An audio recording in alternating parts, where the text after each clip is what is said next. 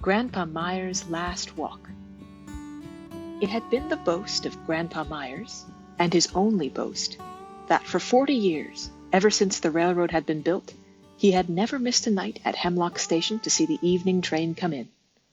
He had seen the train grow from a combination outfit, consisting of a passenger coach and a boxcar towed by a panting wood burner with a bulbous smokestack, to a train of mail, baggage, and handsomely built passenger cars, drawn by a trim engine that maintained a fast schedule on its run.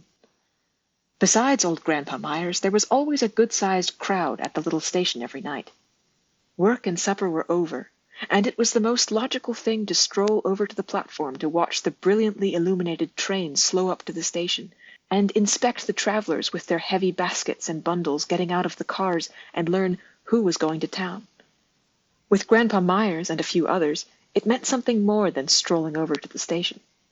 He, for instance, had a 4-mile walk from his lonely shanty among the mountains to revel in the short enjoyment of the train's arrival.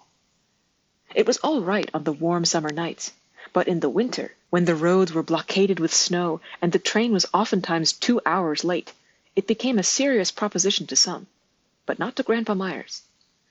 When it was stormy, he generally sat in the waiting room until the train pulled in, the seats being occupied by young woodsmen, farmer boys, middle-aged idlers, and war veterans, who constituted the crowd of regulars who never missed a night at the station. All kinds of topics were discussed in the interval as they sat about on the narrow wooden benches which faced the whitewashed stove. They smoked and chewed and occasionally drank a little liquor when church members were absent. When Grandpa Myers passed his 87th birthday, his health began to fail. It wasn't noticeable at first, but one wet, thawing night in January, he fell in the snow about a mile from his cabin and laid for an hour before he could muster strength enough to get up. Shortly after that, pneumonia set in, and he was reduced to a serious condition. His old wife, who fought him and conciliated him by turns, at first would have no doctor, but, being a famous exponent of the black art, tried to bring him back to health by various signs and spells. Other nearby witches were brought in, but their potency seemed unavailing. At last the old man's sons got word of his critical condition, and brought out Dr. Strausser to attend him. He sank faster under the doctor than under the witches, and it became apparent to all his end was near.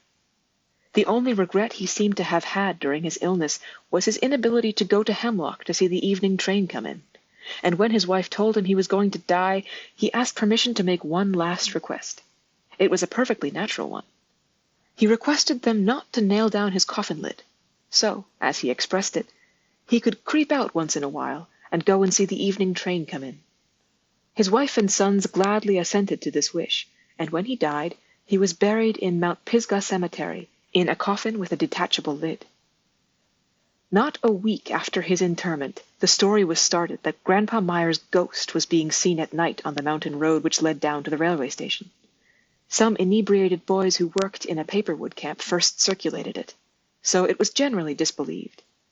Others more reliable from time to time told the same story with the usual variations.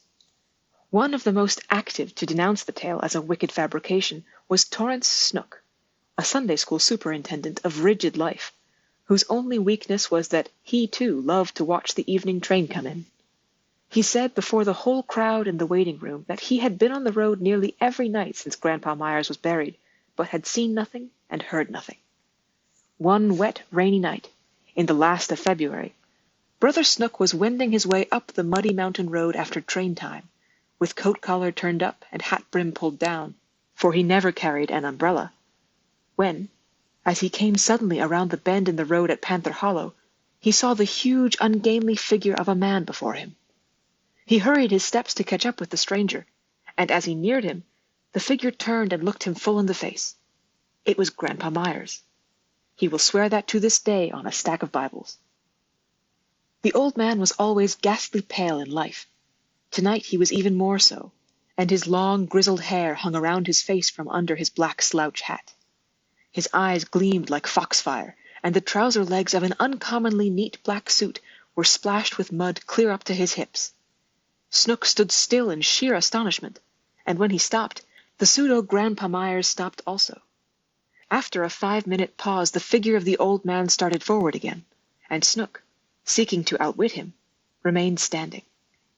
The spectre was instantly aware of this, and again ceased walking. After half an hour standing in the pelting rain, Snook determined to go forward, no matter what the cost, and as he did so, the figure started into motion. Several times Snook tried to pass him, but the faster he moved, the faster ambled the form of the aged man. At last he reached the little side road which led to his house, and when once off the highway, he broke into a run and fell breathless into his kitchen. He was unable to get out of bed the next day or for 2 weeks thereafter, and 2 doctors pronounced him as suffering from a severe nervous shock. The neighbors soothed his sick bed each day by reciting fresh experiences of pedestrians who had met old Grandpa Meyer's ghost on the road at night. By the time Brother Snook was able to be out, all the regulars at the railway station who lived on the mountain had abandoned their favorite pastime and scurried indoors as soon as the evening's feeding was finished. When Snook got out, he hitched up his horse and buggy and visited the most influential mountaineers who had claimed to have encountered the apparition. By afternoon of that day 7 buggies were seen driving across the hills to Granny Meyer's shanty. When they got there, the old woman came out to the gate to meet them. At first she thought it was a donation party, but the grim visages of the bearded visitors showed her something less neighborly was imminent. They told their story forcibly, how all had met Grandpa Meyer's ghost on the mountain road at night, and demanded, for the peace of the community, that the coffin lid be nailed down to prevent his further ramblings. The aggregation was so determined that she gave her consent, and one of her stalwart grandsons, armed with hatchet, nails, and pick and spade, jumped into Snook's buggy and drove with him up the hilly road to Mount Pisgah Cemetery. As they drove away, Granny Myers muttered to herself, "Well, if they stop him haunting the mountain road, he'll begin haunting me, but I guess I must stand it."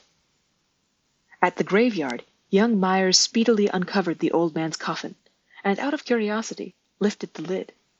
There he lay, just as natural as the day he had been buried 2 months ago, except that the legs of his neat black trousers were splashed with mud, clear to the hips. "That'll settle it," chorused the satisfied mountaineers as the heavy nails were driven into the coffin lid. It did. Grandpa Meyer's ghost was never seen again on the mountain road, and the attendants at the arrival of the evening train became as numerous as ever.